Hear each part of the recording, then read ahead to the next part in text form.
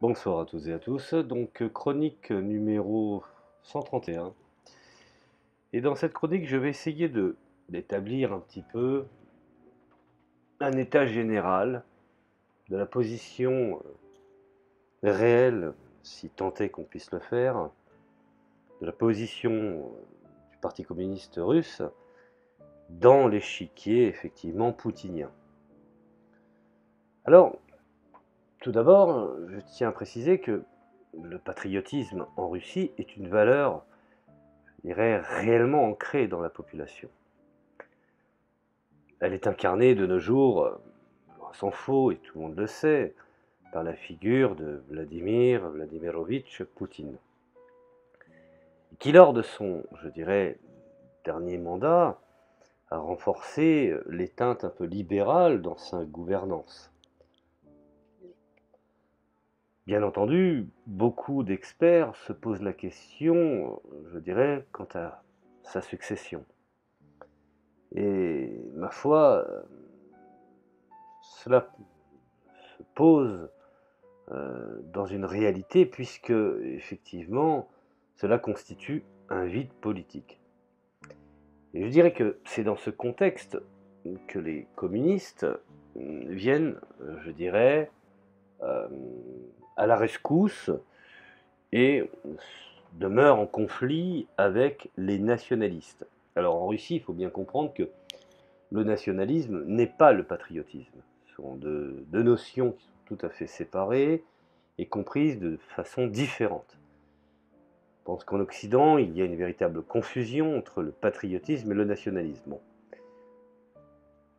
Bref, restons sur le sujet qui nous regarde, qui en l'occurrence est la Russie. Alors, pour les Russes, par exemple, le nationalisme, ce fut Hitler.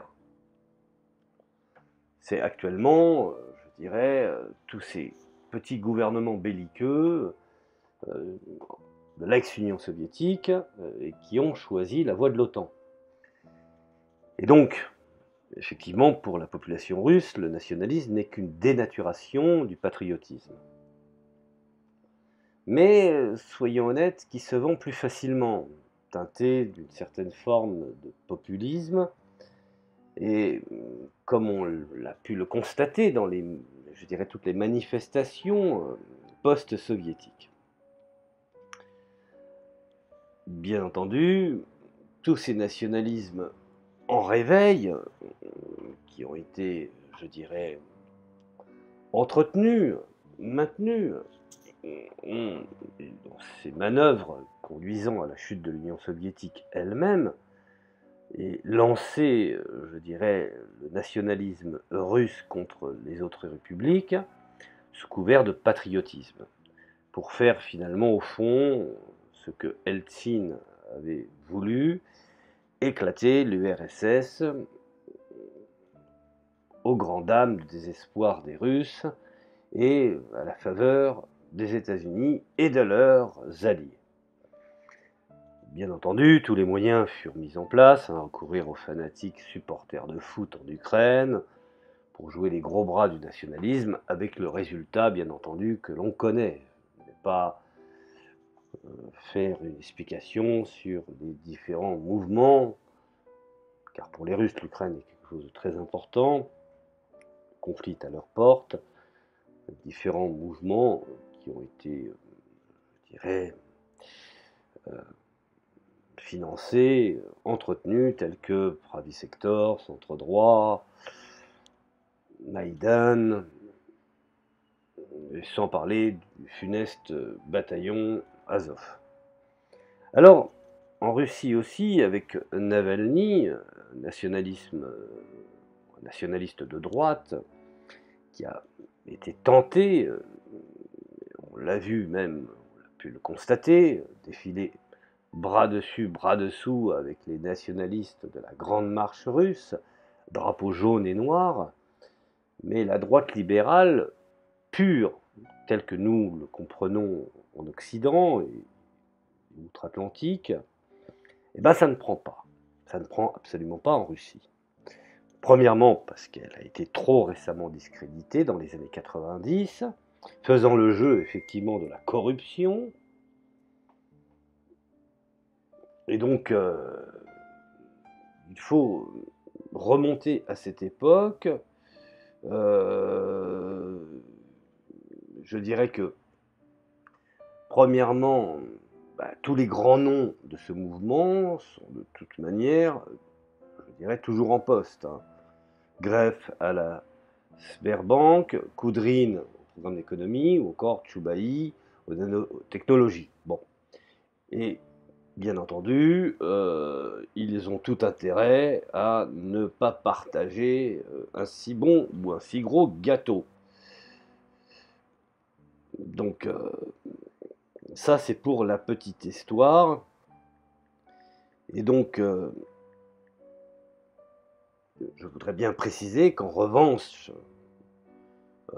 et ça c'est une chose qu'il faut bien comprendre si on veut saisir, je dirais, le clivage, l'architecture globale, c'est que la gauche, elle a toujours été plus ou moins présente, et je dirais même qu'elle revient à la mode.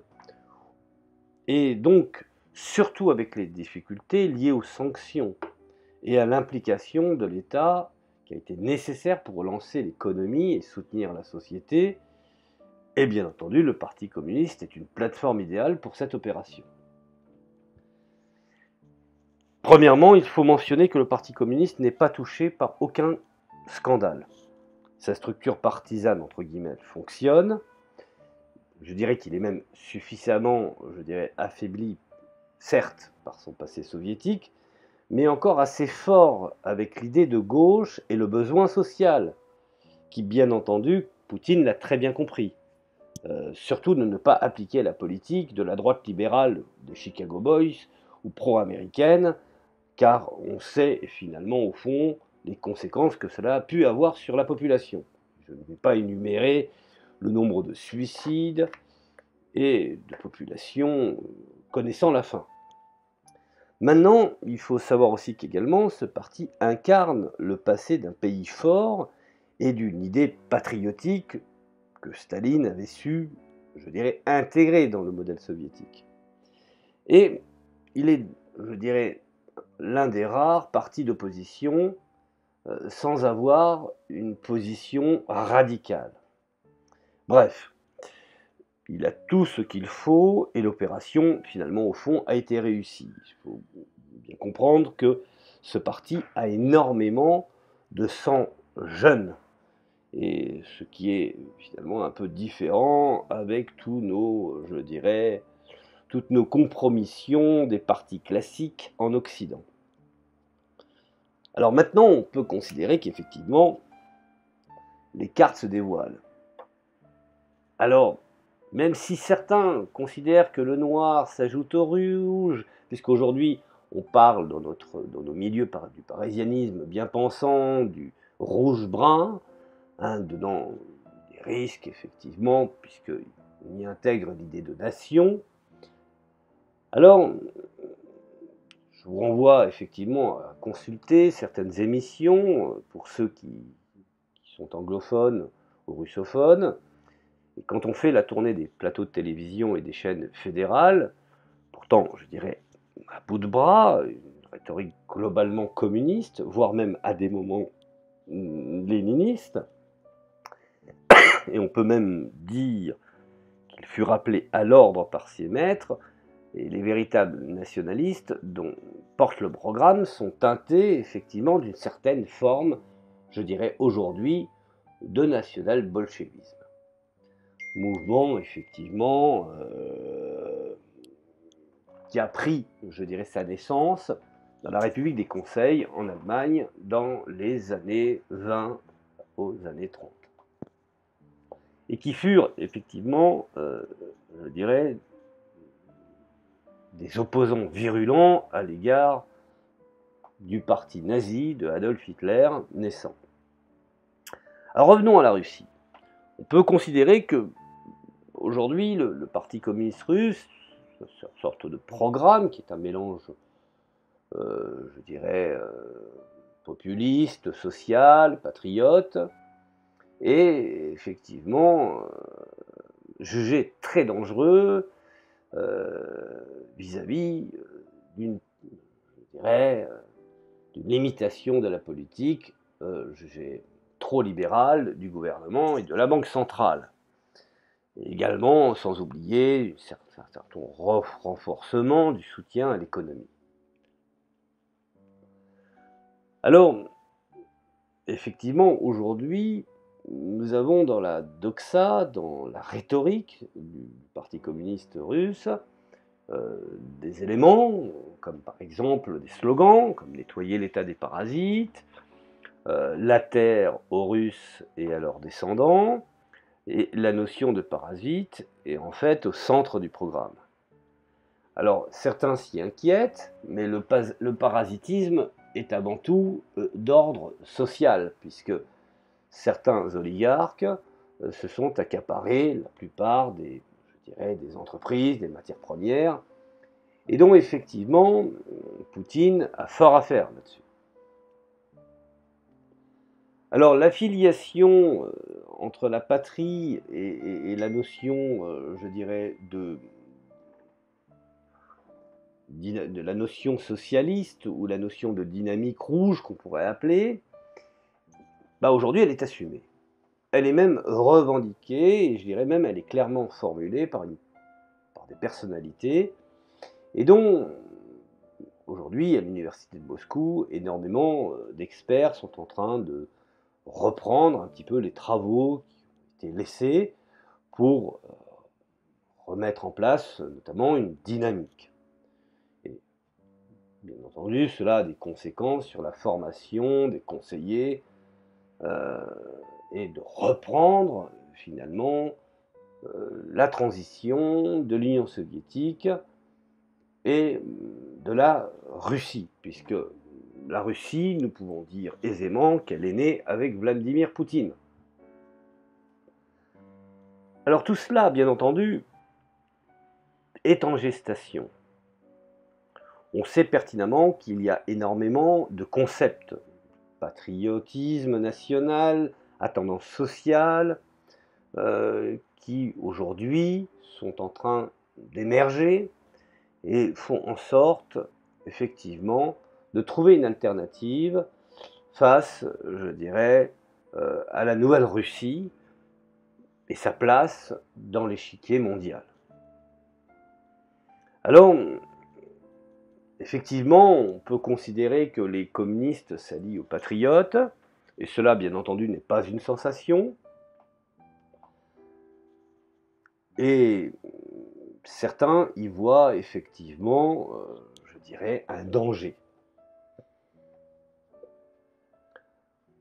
Alors, observons bien ces évolutions et on peut constater qu'effectivement, il y a peut-être une possibilité d'une reprise, d'une succession de Vladimir Poutine dans ce nouveau parti communiste réformé, mais réformé d'une façon positive, non pas comme le parti communiste que nous avons en France, qui est plutôt dans une position de lâcheté, plutôt que dans une position de réflexion et de réactualisation. Et donc, cela est je dirais, je m'interroge, et cela est une interrogation, car je pense que nous allons, ces prochains temps, voir une nouvelle dynamique apparaître et émerger. Voilà, je vous remercie de m'avoir écouté, et je ferai d'autres petites chroniques sur l'évolution du Parti communiste en Russie et son intégration dans la, je dirais, nouvelle architecture nationale.